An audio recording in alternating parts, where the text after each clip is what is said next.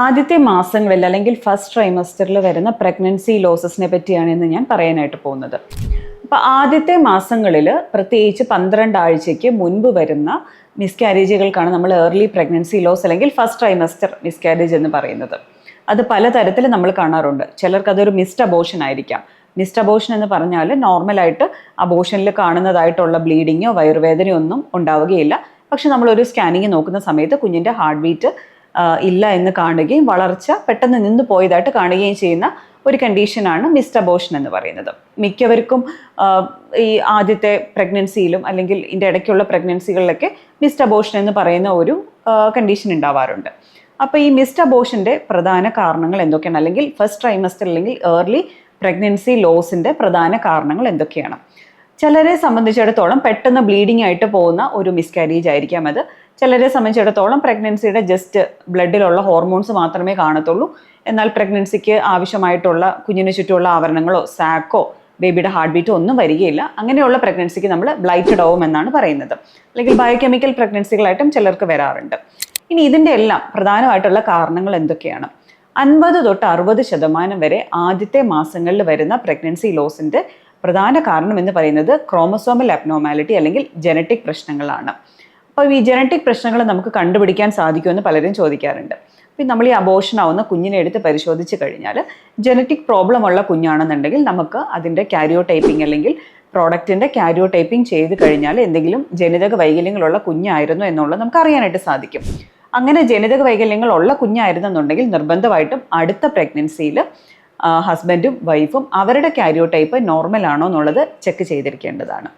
മറ്റ് കാരണങ്ങൾ എന്ന് പറയുന്നത് ചിലർക്ക് ഹോർമോണൽ പ്രശ്നങ്ങളാകാം. ചിലർക്ക് തൈറോയ്ഡ്, പ്രൊലാക്റ്റിൻ, ഡയബറ്റിസ് എന്നിങ്ങനെയുള്ള പ്രശ്നങ്ങളുള്ള ഗർഭിണികളുണ്ടാകാം. അപ്പോൾ പ്രഗ്നൻ്റ് ആകുന്നതിന് മുമ്പ് നമ്മുടെ തൈറോയിഡിൻ്റെ അളവ് അല്ലെങ്കിൽ ഷുഗറിൻ്റെ അളവ് ഇതെല്ലാം നോർമൽ ആണെന്നുള്ളത് നമ്മൾ ഉറപ്പ് വരുത്തുക. ഇല്ലെന്നുണ്ടെങ്കിൽ ആദ്യത്തെ മാസങ്ങളിൽ അബോർഷൻ ആകാനുള്ള സാധ്യത അല്ലെങ്കിൽ മിസ്ഡ് അബോർഷൻ ആകാനുള്ള സാധ്യതകൾ കൂടുതലാണ്.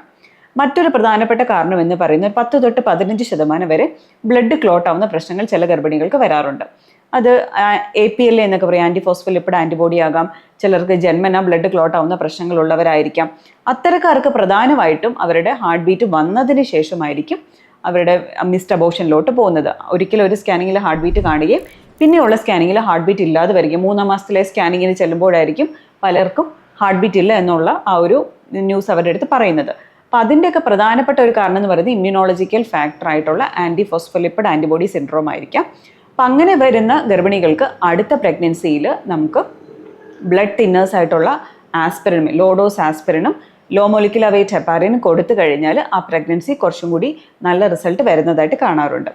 മറ്റൊരു കാരണം എന്ന് പറയുന്നത് യൂട്രസിൻ്റെ അകത്ത് അല്ലെങ്കിൽ ഗർഭപാത്രത്തിൻ്റെ അകത്തുള്ള എന്തെങ്കിലും വൈകല്യങ്ങൾ. അതൊരു സെപ്റ്റമാകാം, ചിലർക്ക് അതൊരു മുഴയാകാം, ചിലർക്കൊരു പോളിപ്പാകാം, ചിലർക്ക് ജന്മനാ ഉള്ള യൂട്രസിൻ്റെ ഷേപ്പിലുള്ള വ്യതിയാനങ്ങളാകാം, കൺജനിറ്റൽ യൂട്രൈൻ അനോമലീസ് ആകാം. ഇങ്ങനെയൊക്കെ ഉള്ളവർക്കും ആദ്യത്തെ മാസങ്ങളിൽ പെട്ടെന്ന് ബ്ലീഡിംഗ് ആയിട്ട് പോകുന്നതായിട്ടൊക്കെ കാണാറുണ്ട്. അപ്പോൾ ഇത് കണ്ടുപിടിക്കാനായിട്ട് നമുക്കൊരു കീഹോൾ സർജറി അല്ലെങ്കിൽ ഡയഗ്നോസ്റ്റിക് ഹിസ്റ്റോലാപ്രോസ്കോപ്പി വഴി നമുക്ക് ഇതിൻ്റെ ഡയഗ്നോസിസിൽ എത്താൻ സാധിക്കുന്നതാണ്. അതുപോലെ തന്നെ നമുക്കിപ്പോൾ 3D അൾട്രാസൗണ്ട് ഒക്കെ അവൈലബിൾ ആണ്. 3D അൾട്രാസൗണ്ട് വഴി നമുക്ക് എന്തെങ്കിലും യൂട്രൈൻ അനോമലീസ് ഉണ്ടെന്നുണ്ടെങ്കിൽ നമുക്ക് കണ്ടുപിടിക്കാം. ഉണ്ടെങ്കിൽ തന്നെ നമുക്കത് കറക്റ്റ് ചെയ്യാൻ പറ്റുന്ന പല അനോമലീസും ഉണ്ട്. അതോടൊപ്പം തന്നെ എന്തെങ്കിലും മറകളോ സെപ്റ്റവോ അല്ലെങ്കിൽ പോളിപ്പ്, ഫൈബ്രോയിഡ് ഇങ്ങനെയുള്ള പ്രശ്നങ്ങളുള്ളവരാണെന്നുണ്ടെങ്കിലും അവരത് നീക്കം ചെയ്ത് കഴിഞ്ഞാൽ അടുത്ത പ്രഗ്നൻസിയിൽ വളരെ നല്ല റിസൾട്ടായിരിക്കും അവർക്ക് കിട്ടുന്നത്. പിന്നെ ചില പ്രഗ്നൻസി ലോസുകൾ നമുക്ക് പ്രത്യേകിച്ച് കാരണങ്ങൾ അൺഎക്സ്പ്ലെയിൻഡ് ആണ്. അതിൻ്റെ കാരണം എന്താണെന്നുള്ളത് നമുക്ക് കണ്ടുപിടിക്കാനായിട്ട് സാധിക്കുകയില്ല. അപ്പോൾ നമുക്ക് റിപ്പീറ്റഡ് ആയിട്ട് അബോർഷൻസ് വരുന്നുണ്ടെന്നുണ്ടെങ്കിൽ നിർബന്ധമായിട്ട് നമ്മളൊരു ഡോക്ടറെ പോയി കാണുക. അതിൻ്റെ കാരണം എന്താണെന്ന് കണ്ടുപിടിക്കുക. 50% കേസുകളിൽ നമുക്ക് കണ്ടുപിടിക്കാൻ പറ്റുന്ന കാരണങ്ങളായിരിക്കും ഈ പ്രഗ്നൻസി ലോസിൽ ഉണ്ടാവുക.